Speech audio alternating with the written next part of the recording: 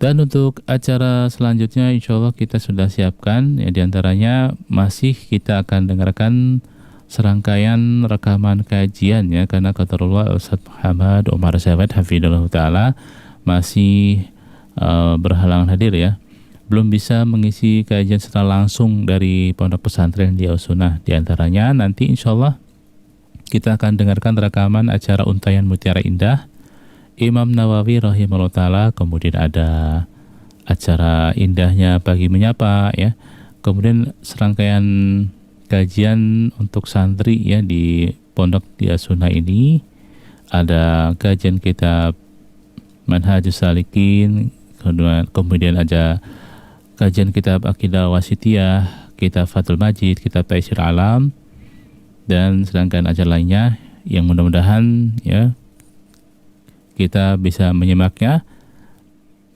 dan kita bisa mengambil manfaat atau faedah-faedah dari kajian yang akan kita dengarkan nanti, ya. Dan sekali lagi untuk para pendengar semuanya di pagi hari ini, semoga dalam keadaan bersemangat untuk beraktivitas, ya, semoga berjalan dengan lancar dan semoga selalu diberkahi Allah Subhanahu wa taala. Baik, kita akan dengarkan dulu lantunan ayat suci Al-Qur'an berikut ini. Setelah itu kita akan dengarkan rekaman Untayan Mutiara Indah Imam Nawawi rahimahullah ta'ala bersama Al-Ustaz Muhammad Umar Sayyid hafidhullah ta'ala. Selamat mendengarkan. Kita dengarkan dulu surat Fussilat, ya, ayat yang ke-8 hingga 24. Barakallahu fikum. A'udzu billahi minasy syaithanir rajim. Bismillahirrahmanirrahim.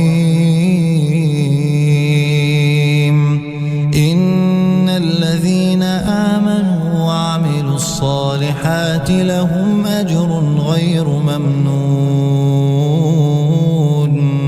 قل أئنكم لتكفرون بالذي خلق الأرض في يومين وتجعلون له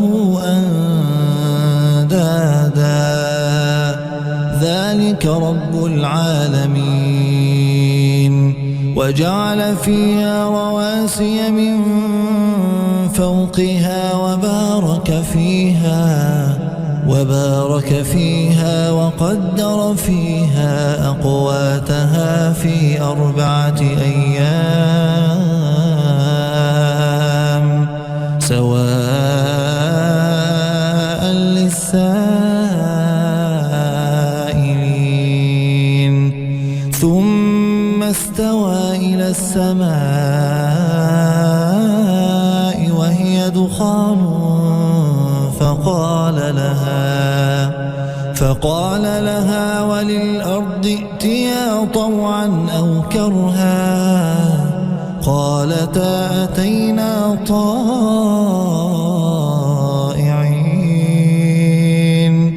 فقضاهن 7 سماوات في يومين وأوحى في كل سماء أمرها وزينا السماء الدنيا بمصابيح وحفظا ذلك تقدير العزيز العليم فإن أعرضوا فقل أنذرتكم صاعقة مثل صاعقة عاد وثمود إذ جاءتهم الرسل من بين أيديهم ومن خلفهم ألا تعبدوا إلا الله قالوا لو شاء ربنا لأنزل ملائكة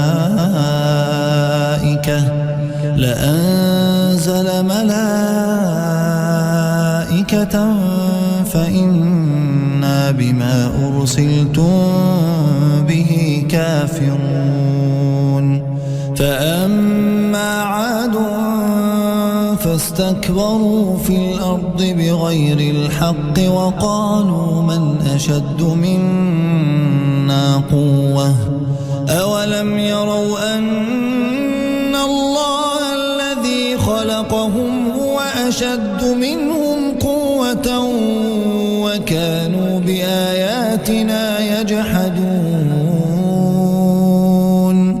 فأرسلنا عليهم ريحا صرصرا في أيام نحسات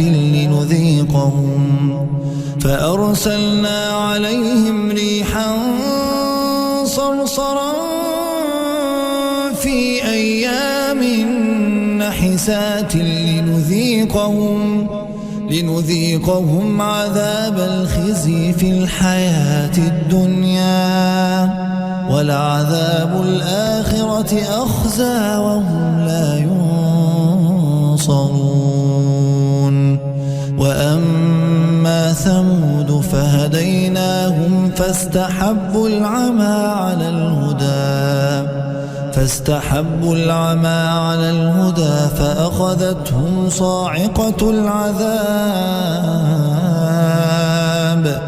فأخذتهم صاعقة العذاب الهون بما كانوا يكسبون ونجينا الذين آمنوا وكانوا يتقون ويوم يحشر أعداء الله إلى النار فهم يوزعون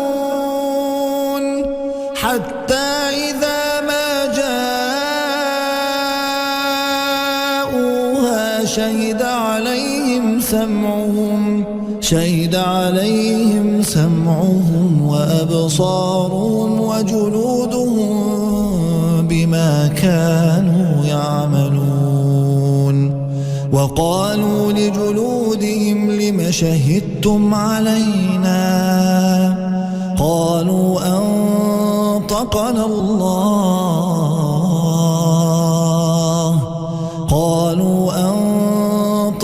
الله الذي أنطق كل شيء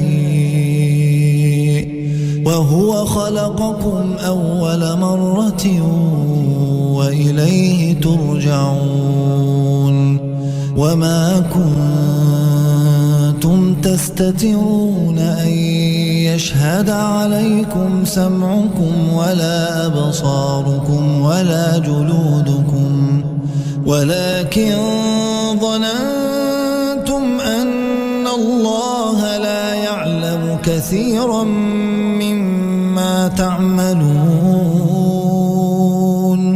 وذلكم ظنكم الذي ظننتم بربكم أرداكم فأصبحتم من الخاسرين فإن يصبروا فالنار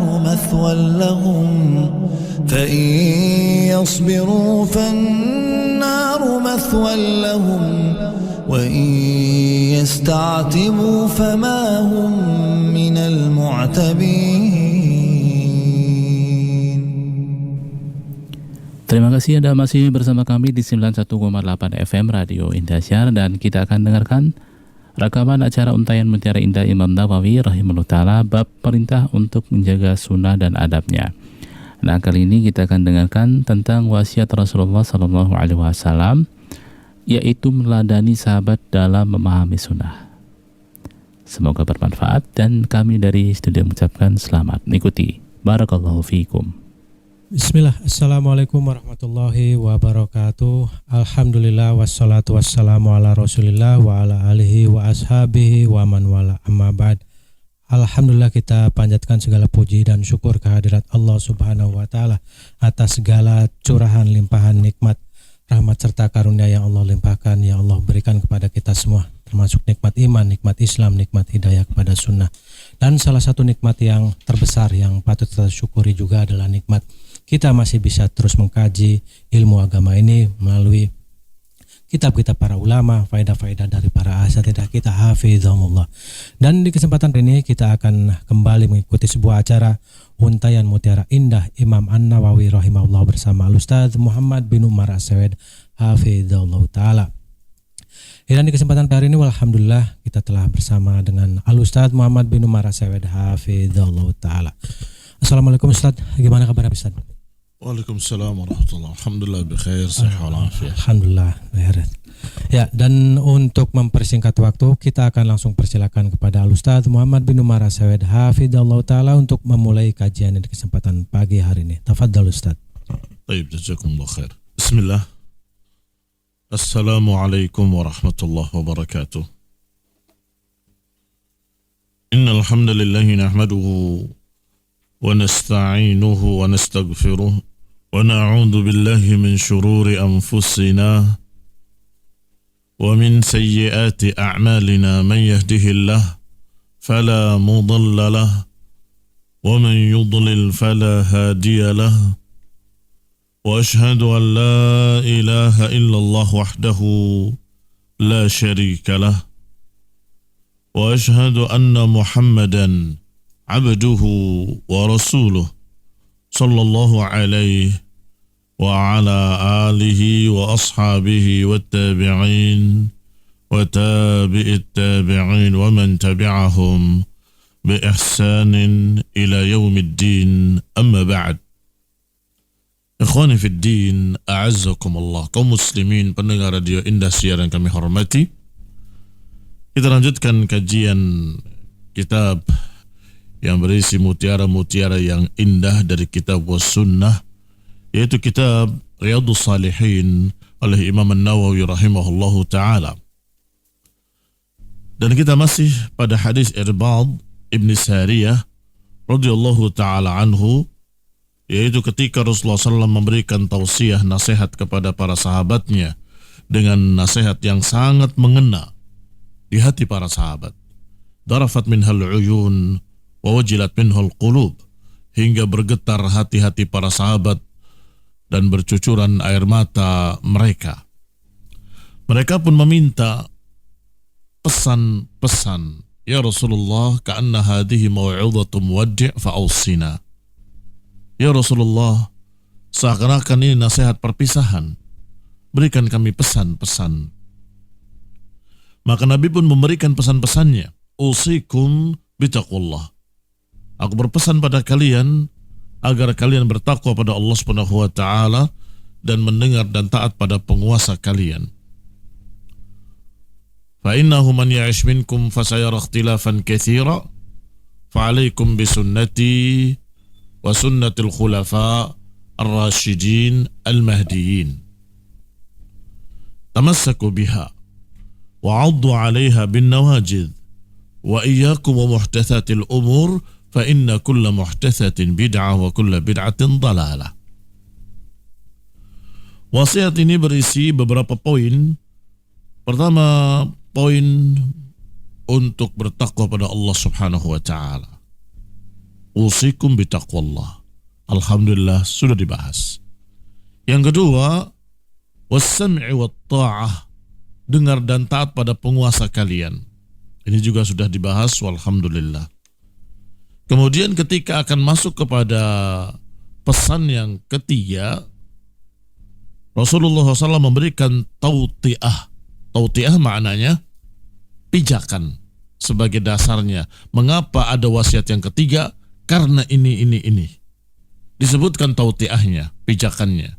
Fa innahu man ya'ish minkum fasayara ikhtilafan katsira fa 'alaikum bisunnati.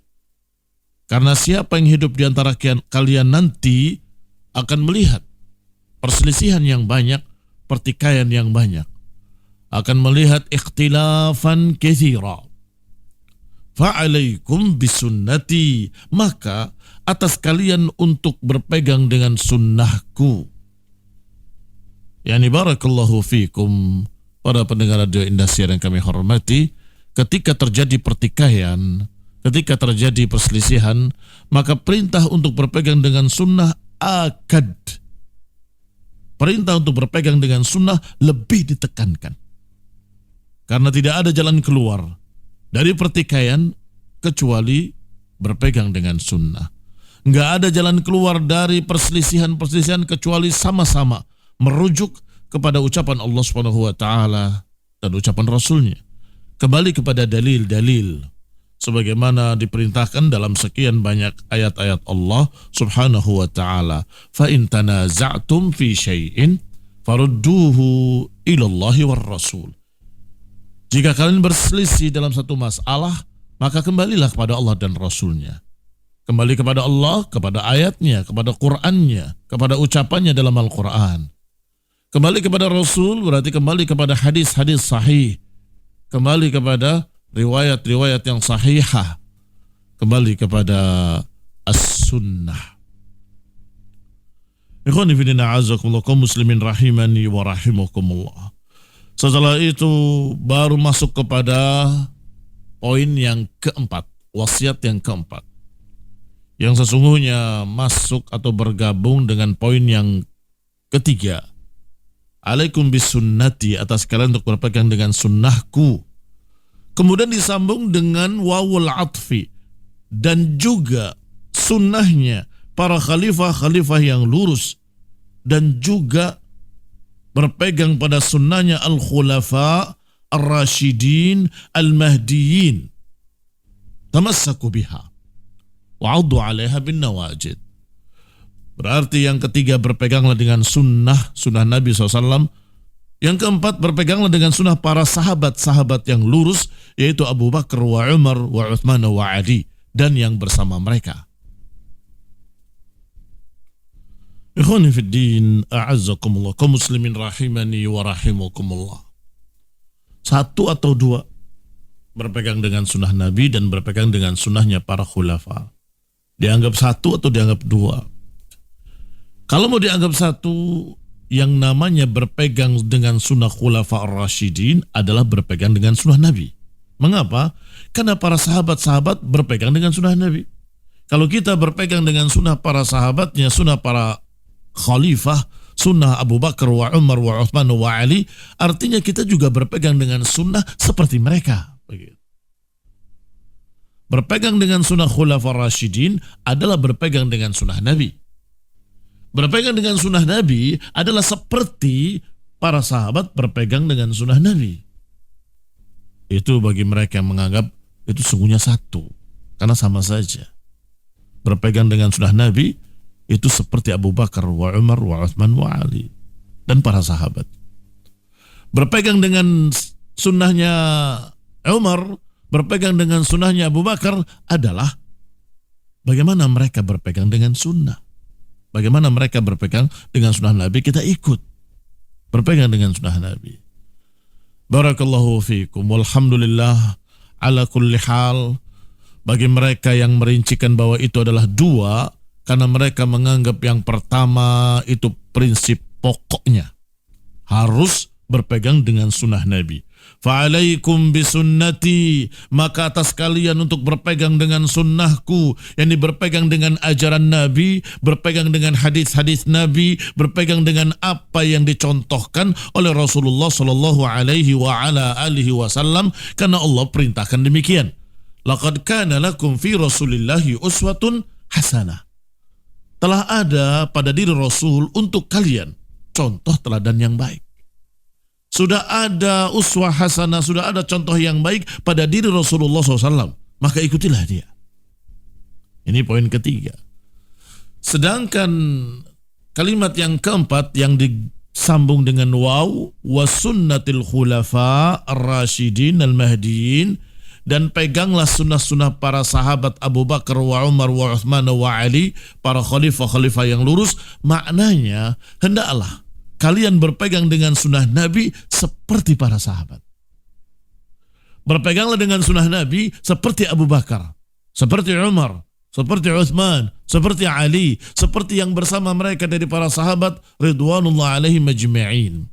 Berarti poin yang keempat ini mengarah kepada fahmis salaf.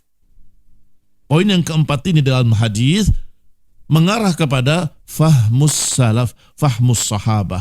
Memahami sunnah dengan pemahaman para sahabat.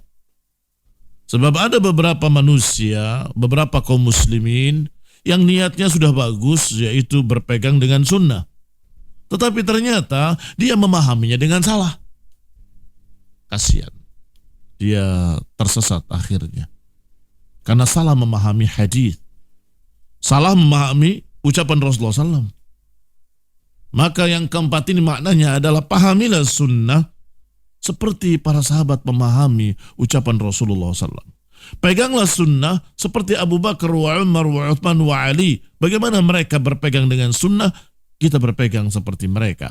Bagaimana mereka memahami sunnah, kita pahami seperti mereka. Bagaimana mereka menerapkannya, kita terapkan seperti mereka. Bagaimana mereka memperjuangkannya, kita berjuang seperti mereka. Enggak mungkin kita menyamai para sahabat, kata sebagian orang. Maka kita katakan na'am, mungkin berat kita menyamai dengan mereka. Yang penting kita berjalan di jalan mereka, walaupun belum mencapai seperti mereka, mudah-mudahan Allah akan gabungkan dengan mereka. Mengapa? Innamal a'malu binniyat. Sesungguhnya amalan itu tergantung dengan niatnya. Maka bertekadlah untuk memahami ayat dan hadis dengan pemahaman para sahabat, dengan pemahaman Abu Bakar wa Umar wa Uthman wa Ali radhiyallahu taala anhum. Ikhwani fillah azakumullah. Adapun kalau kaitannya dengan ketergelinciran, maka tentunya tidak bisa kita jadikan sebagai hujjah.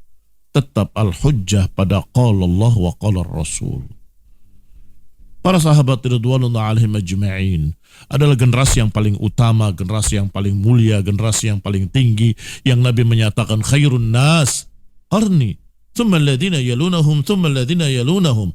Sebaik-baik generasi adalah generasiku, kemudian yang berikutnya, kemudian yang berikutnya, kemudian yang berikutnya. Berarti generasi yang terbaik, manusia yang terbaik adalah para sahabat setelah Rasulullah SAW. Setelah Rasul, mereka para sahabat. Tetapi seutama-utama mereka, sebagus-bagus mereka, mereka adalah manusia biasa, bukan Rasulullah yang maksum. Bukan Nabi yang maksum.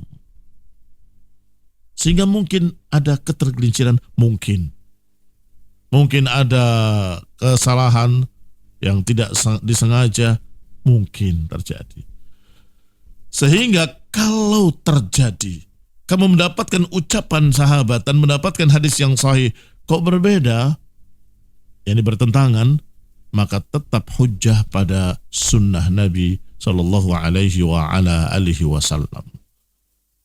Barakallahu fiikum. Sehingga kita mengingat ucapan Abdullah bin Abbas radhiyallahu taala anhuma ketika berkata, aqulu qala Rasulullah wa taquluna qala Abu Bakr wa Umar. Aku katakan qala Rasulullah, apakah kalian kemudian membantahku dengan qala Abu Bakar, qala Umar? Akhsha an tanazzala alaikum hijarah minas sama. Aku khawatir akan turun batu-batu dari langit, azab. Aku katakan qala Rasulullah, kamu bantah dengan tapi Umar, tapi Abu Bakar. Ini hanya mengajarkan prinsip, yaitu ucapan Rasulullah SAW yang paling tinggi di atas ucapan siapapun.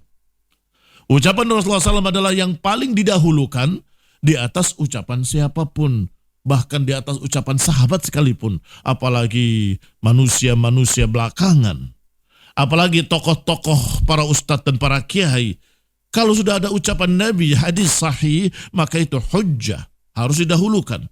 Dan siapa yang mendahulukan ucapan lain selain ucapan Rasulullah, terancam dengan ancaman yang sangat jelas di dalam surat Al-Hujurat. Allah berfirman dalam surat Al-Hujurat, ya ayyuhalladzina amanu la tuqaddimu baina yadayillahi wa rasulihi wattaqullah innallaha sami'un alim. Wahai orang-orang yang beriman, jangan kalian mendahului Allah dan Rasulnya. Wattaqullah, bertakwalah kepada Allah. Sesungguhnya Allah maha mendengar lagi maha mengetahui. Larangan dari Allah, la tuqaddimu. Jangan dahulukan ucapan lain di atas ucapan Allah dan Rasulnya. Ucapan Allah dan Rasulnya menjadi yang paling tinggi, yang paling kita utamakan, yang paling kita pegang. maka dudukkanlah ucapan para sahabat sebagaimana mestinya. Apa itu?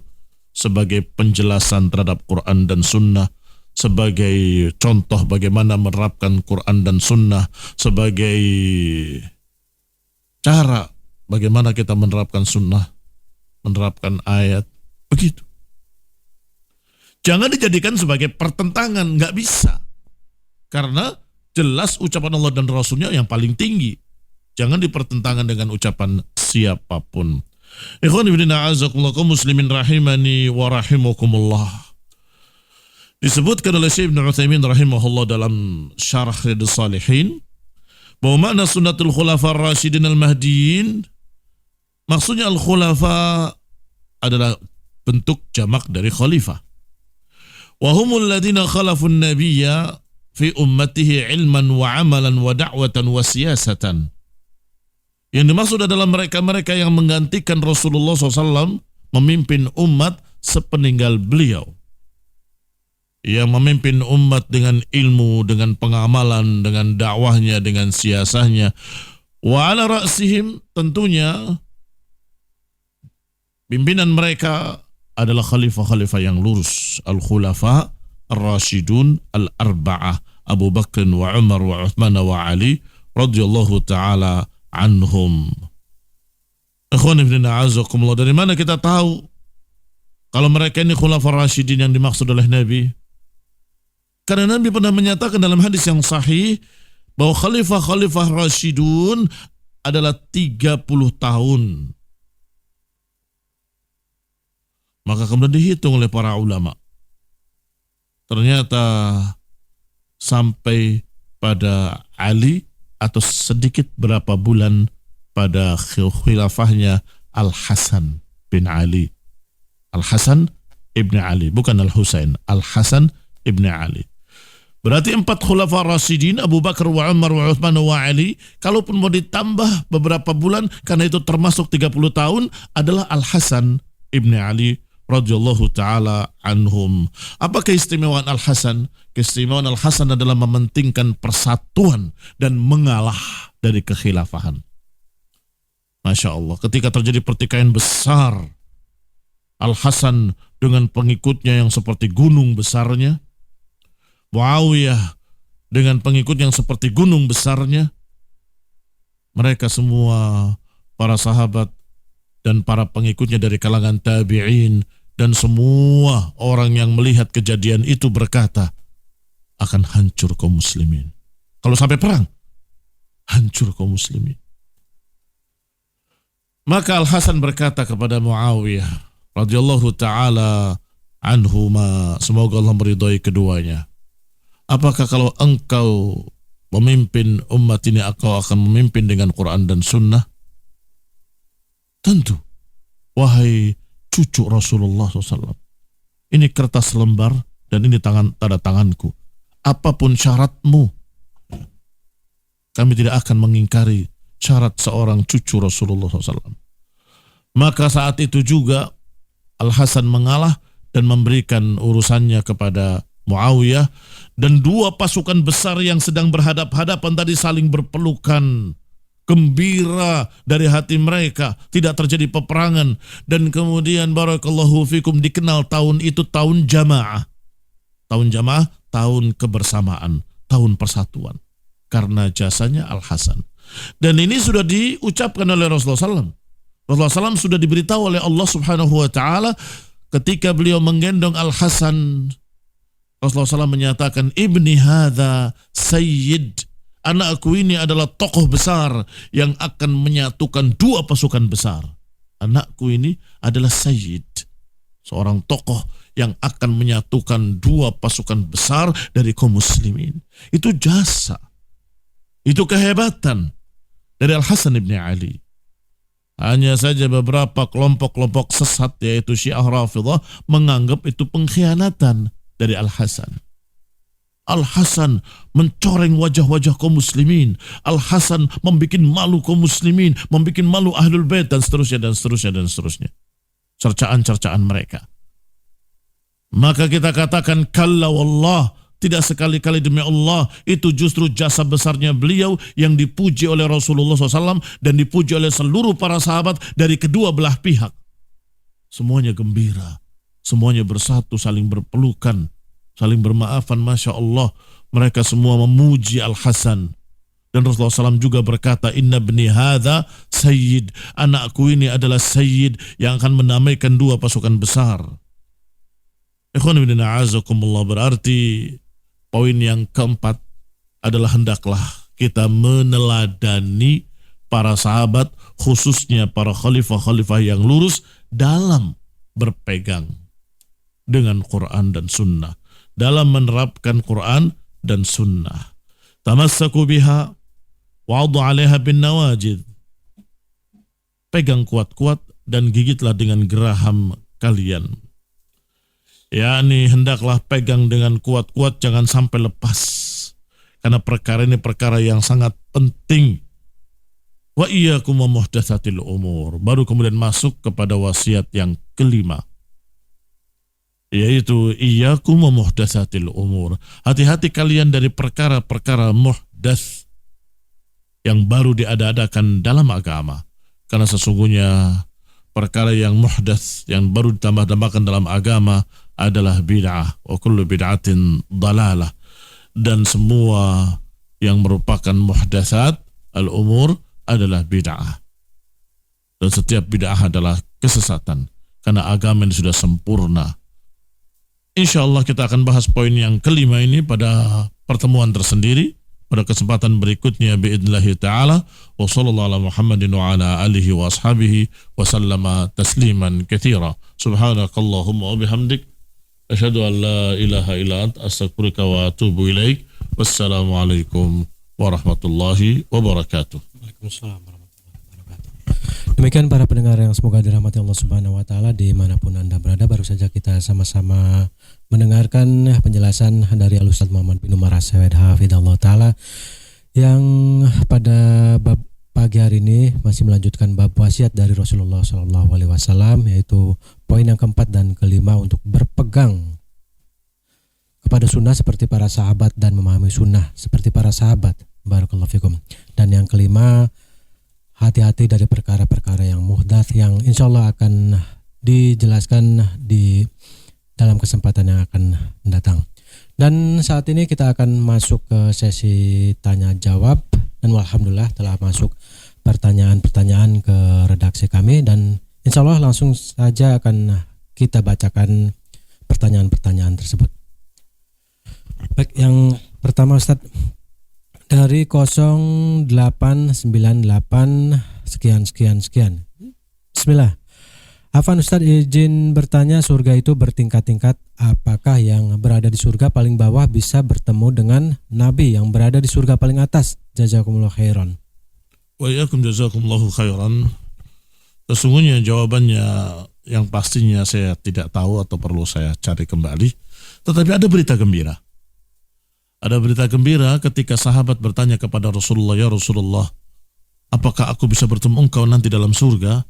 Nabi menjawab dengan kaidah yang sangat menggembirakan. Kata Nabi SAW, al-mar'u ma'aman ahab. Saya ulangi, al-mar'u ma'aman ahab. Seseorang akan digabungkan dengan siapa yang dicintainya. Maka para sahabat semua gembira karena mereka sangat cintanya kepada Nabi.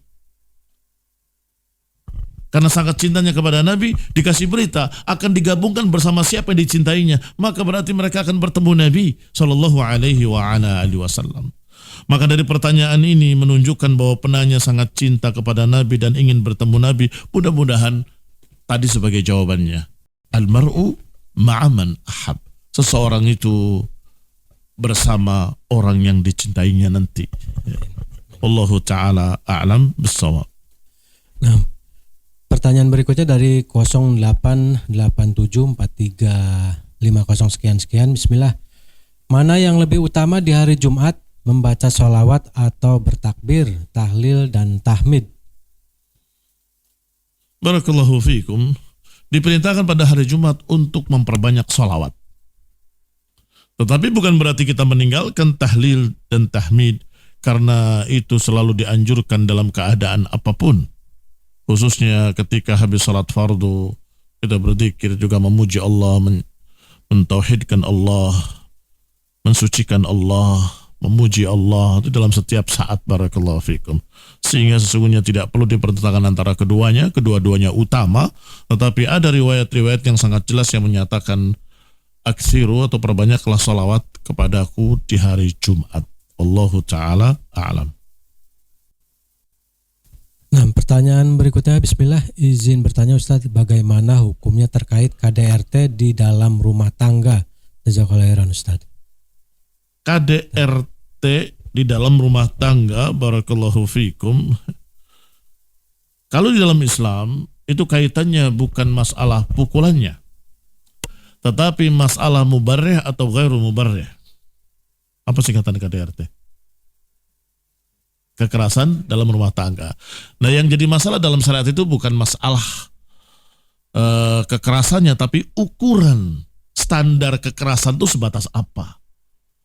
Sehingga barakallahu fikum disebutkan dalam Al-Quran perintah untuk mendidik seorang istri, disuruh untuk dinasehati, disuruh untuk ditegur, disuruh untuk dihukum, dan ada kalimat wadribuhunna, dan pukullah mereka.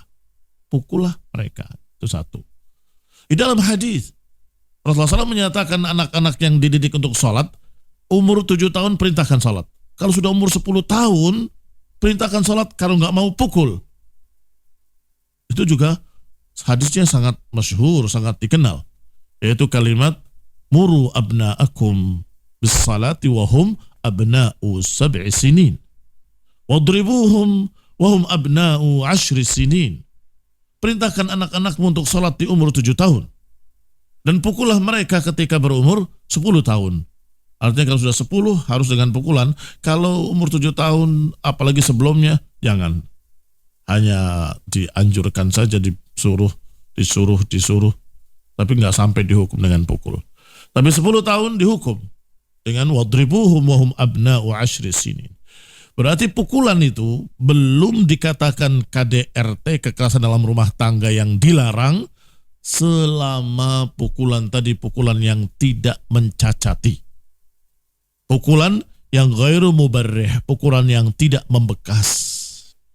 Sehingga barakallahu fikum, Nabi Ayyub alaihi salam menghukum istrinya karena sudah bersumpah akan saya pukul dengan 100 pukulan. Allah Subhanahu wa taala yang Maha tahu betapa sabarnya istrinya Nabi Ayyub alaihi salam, maka Allah katakan kamu jangan melanggar sumpahmu, tetap pukul 100 kali, tapi caranya ambil 100 lidi, gabungkan dan pukul bersama-sama, prak gitu. Sakit nggak? Nggak kan? Iya, nggak sakit. Tapi yang penting saya sudah menunaikan sumpah saya akan saya pukul 100 kali. Ditunaikan dengan itu.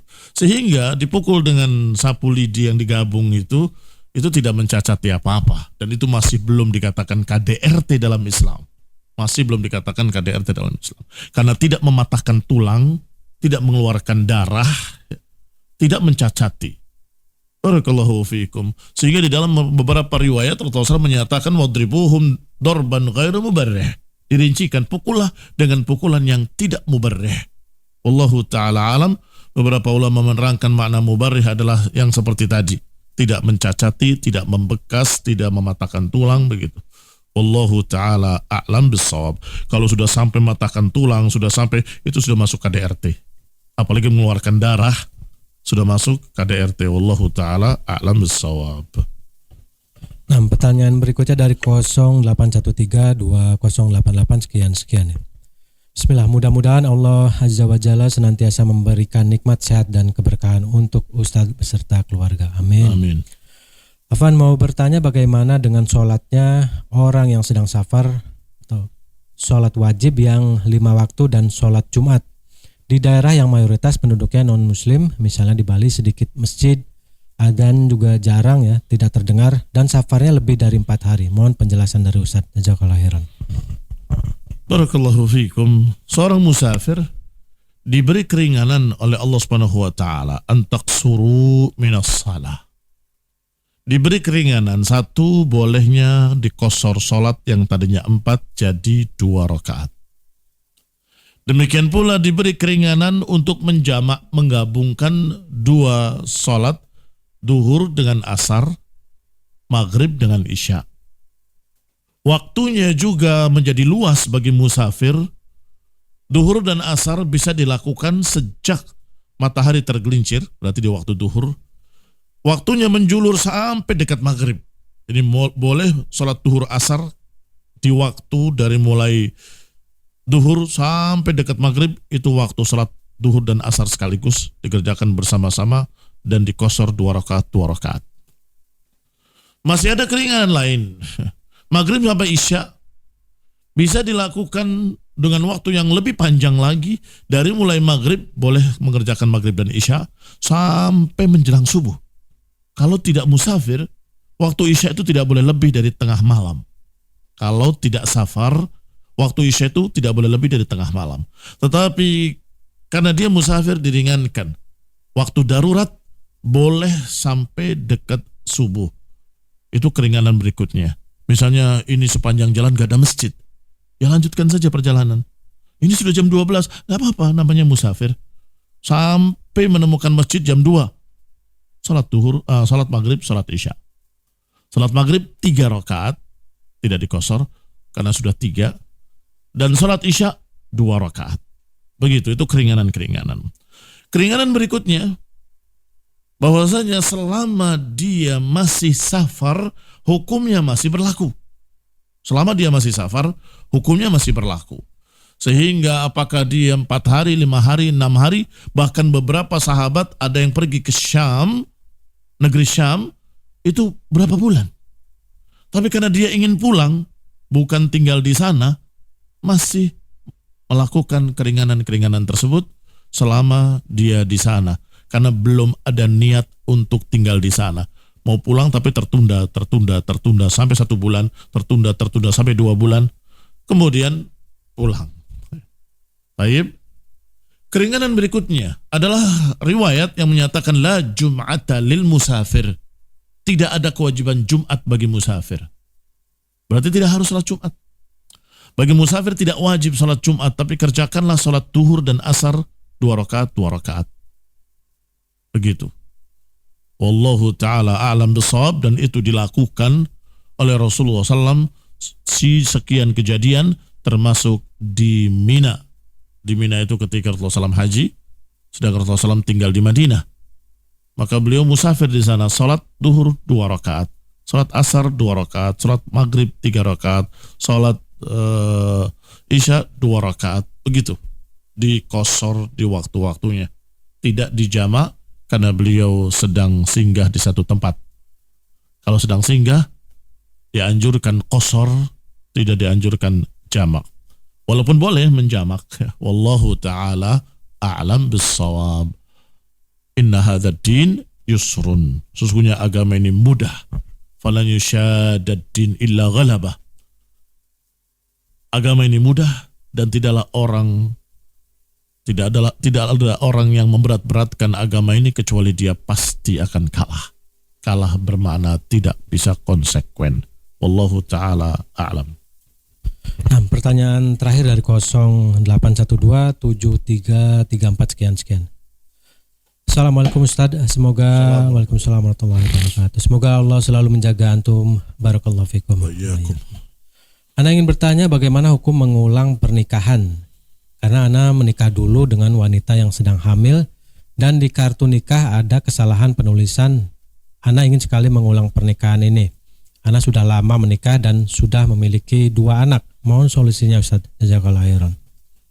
Suatu kesalahan yang terjadi di masa kebodohan, saya tidak pakai bahasa jahiliyah karena kesalahan ini bukan kesalahan seperti jahiliyah musyrikin. Tapi orang yang ketika melakukan tadi tidak ngerti, begitu, nggak paham. Sudah sholat, saya dulu sholat begini. Sekarang sudah lewat waktunya, ya sudah. Tidak dibahas untuk disuruh mengulangi, tidak. Contoh ya, sekian para sahabat masuk Islam dalam keadaan sudah menikah. Iya kan? Kapan nikahnya itu? Di masa Islam atau di masa sebelum Islam? masa sebelum Islam. Tapi enggak saya pernah dengar riwayat disuruh ngulangi nikahnya. Mengapa? Kan dia sudah melakukan apa yang dia ketahui ketika itu. Menikah adalah begini. Sehingga mudah-mudahan al-Islam yajubbu ma qablah, keislaman itu menutupi kesalahan sebelumnya. Maka demikian pula orang yang baru mengetahui, maka cukup yang sebelumnya dimaafkan. Itu yang saya tahu. Wallahu ta'ala a'lam bis-shawab. Tidak perlu mengulanginya. Mudah-mudahan Allah memaafkannya. Wallahu ta'ala a'lam bis-shawab. Nah, jazakallahu khairan Ustadz atas materi dan juga jawaban atas pertanyaan-pertanyaan yang disampaikan oleh pendengar di kesempatan pagi hari ini. Dan semoga apa yang disampaikan oleh Al-Ustadz Muhammad bin Umar As-Sawed hafidhallahu ta'ala di kesempatan pagi hari ini bisa bermanfaat bagi kita semua. Dan insya Allah kita akan kembali di lain waktu di acara Untayan Mutiara Indah Imam An-Nawawi rahimahullah. Dan sekaligus kami mengakhiri perjumpaan kita di kesempatan hari ini. Terima kasih atas kebersamaan dan partisipasi Anda semua. Jazakumullah khairan katsiran, dan tak lupa kami mengucapkan mohon maaf yang sebesar-besarnya atas segala hilaf dan kesalahan. Akhir kata, wassallallahu ala nabiyina Muhammad wa ala alihi wa ashabihi wasallaman tasliman katsira. Subhanakallahumma wa bihamdik, asyhadu an la ilaha illa anta, astaghfiruka wa atubu ilaik. Wassalamualaikum warahmatullahi wabarakatuh. Indah Siar menyiarkan dakwah Islam yang indah dan mudah, melantunkan suara-suara indah dari Murattal Qur'aniyah.